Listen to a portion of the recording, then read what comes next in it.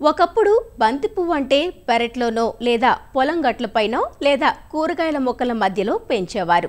నేడు ఈ పూలు ప్రధాన విడిపూల హోదాను పొంది మన తెలుగు రాష్ట్రాలతో పాటు ఇతర రాష్ట్రాల్లోనూ ముఖ్య పూల పంటగా సాగులో ఉంది.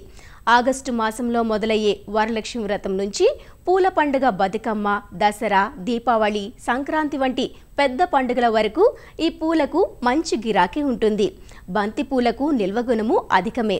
సాధారణ సమయంలో కిలో 40 రూపాయలు పలికే పూలు పండుగ సమయాల్లో 100 రూపాయలకు చేరిన సందర్భాలు ఉన్నాయి. అందుకే ఇప్పటి నుంచి దాదాపు డిసెంబర్, జనవరి మాసాల వరకు పూలు అంది వచ్చే సమయాన్ని లెక్కించుకుని బంతిని నాటుకుంటారు. సంక్రాంతి తరువాత జూన్, జూలై వరకు వీటికి అంత గిరాకీ ఉండదు.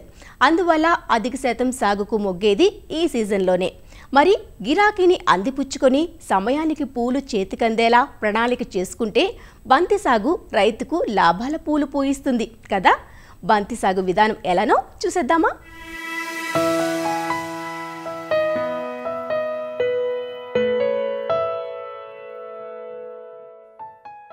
బంతి సాగుకు తేలికపాటి సారవంతమైన నేలలు, నీరు ఇంకిపోయే నేలలు అనుకూలం.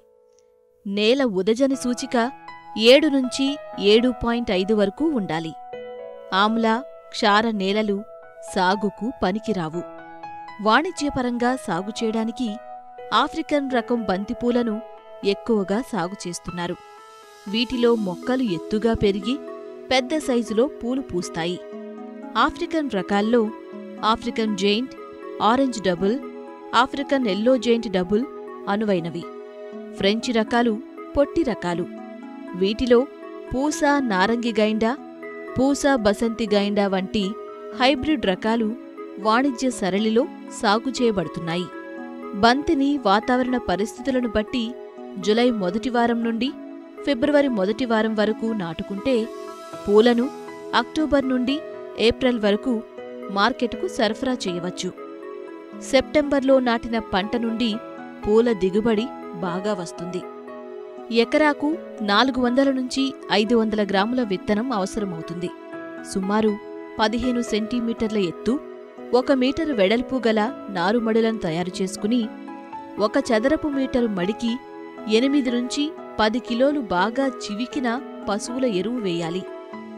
విత్తడానికి ముందు కొద్దిగా ఫాలిడాల్ పొడిని చల్లితే విత్తనాలను చీమలు, చెద నుంచి రక్షించవచ్చు.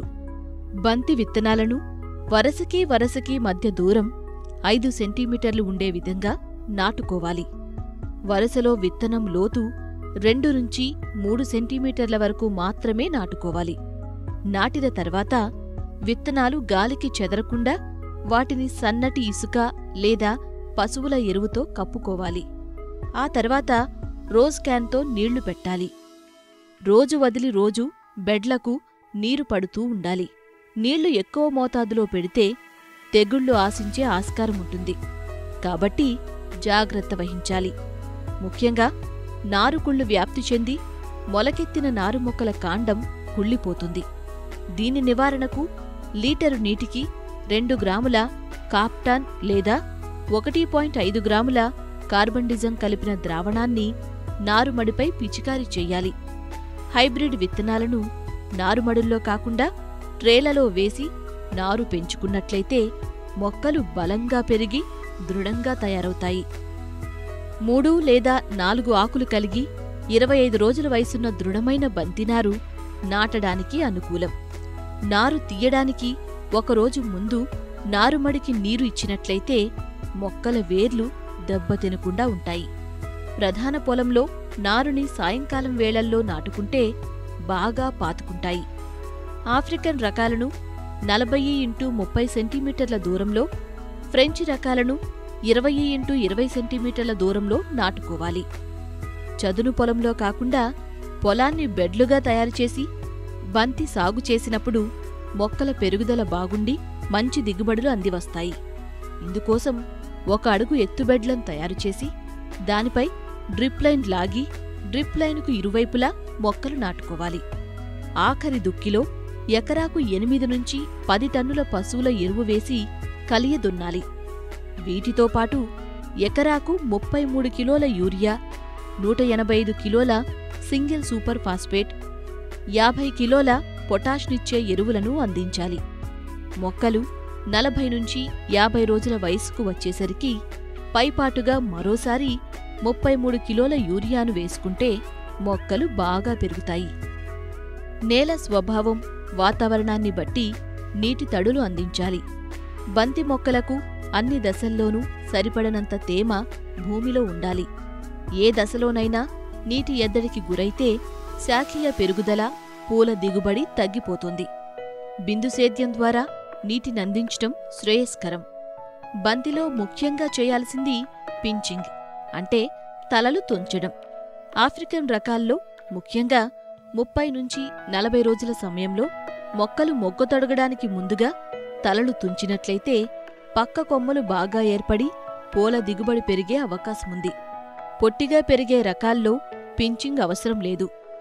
బంతికి ప్రధానంగా ఆకుమచ్చ, మొగ్గకుళ్ళు, ఆకుముడత ఆశించి పూల నాణ్యతను దెబ్బతీస్తాయి. ఆకుమచ్చ, మొగ్గకుళ్ళు తెగుళ్ల నివారణకు లీటరు నీటికి 3 గ్రాముల మ్యాంకోజెబ్ లేదా కార్బండిజం 1 గ్రాము కలిపి పిచికారీ చేయాలి. అదే పేనుబంక నివారణకు ఫాస్ఫోమిడాన్ లీటరు నీటికి 2 మిల్లీలీటర్లు లేదా డైమిథోయేట్ 2 మిల్లీలీటర్లు 10 నుంచి 15 రోజులకు ఒకసారి పిచికారీ చెయ్యాలి. ఎర్రనల్లి నివారణకు లీటరు నీటికి డైకోఫాల్ 1 మిల్లీలీటర్ కలుపుకుని మొక్కలపై పిచికారీ చెయ్యాలి. తామర పురుగులు ఆశించి ఆకు ముడతను కలిగిస్తాయి. ఆకుల అడుగు భాగాన చేరి రసం పీల్చటం వల్ల ఆకులు ముడుచుకుపోతాయి.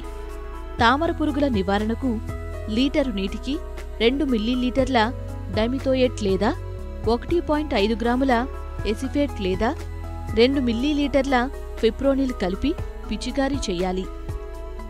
నాటిన 55 నుంచి 60 రోజులకు పూలు కోతకు అందివస్తాయి. బాగా విచ్చుకున్న పూలను ఉదయం కాని సాయంత్రం వేళల్లో గాని కోయాలి. పూల కోతకు ముందు నీటి తడి ఇస్తే కోత తరువాత పూలు ఎక్కువ కాలం తాజాగా ఉండి నిల్వ ఉంటాయి. ఇటీవల పాలీహౌస్లలోనూ రైతులు ముందస్తు మార్కెటింగ్ ఏర్పాటుతో బంతిని సాగుచేసి మంచి పూల నాణ్యతను, తద్వారా అధిక రాబడిని రాబట్టుకుంటున్నారు. సకాలంలో పూల కోతలు చేస్తే దిగుబడులు పెరిగే అవకాశం ఎక్కువగా ఉంటుంది. అన్ని మెళకువలు పాటిస్తే ఎకరాకు 14 నుండి 15 టన్నుల పూల దిగుబడిని సాధించవచ్చు.